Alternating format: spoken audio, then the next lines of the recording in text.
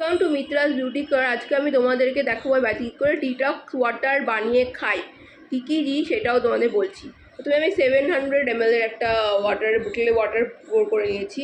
Normal water পোর করে নিয়েছি, তার মধ্যে 2 table spoon chia seed, 2 table spoon pumpkin seed, 3 to 4 pieces of turmeric, half quiz করা লেবু সব দিয়ে ভালো করে আমি এম করে শেক করে নিচ্ছি।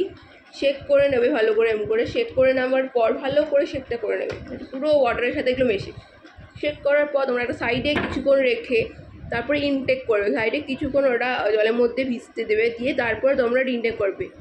তারপরে তোমরা ইনটেক করবে। এরপরে তোমরা কী করবে, যখন ওয়াটারটা শেষ হবে পাম্পকিন চিয়া সিড ওগুলো ওই জলের মধ্যেই থাকবে, তোমরা জাস্ট ওর সঙ্গে জল মিশিয়ে নেবে, রিফিল করে নেবে। 3 to 4 টাইমস রিফিল করা যাবে, ওইগুলো সব তলায় রেখে 3 to 4 টাইম রিফিল করে নিয়ে তোমরা ইনটেক করবে।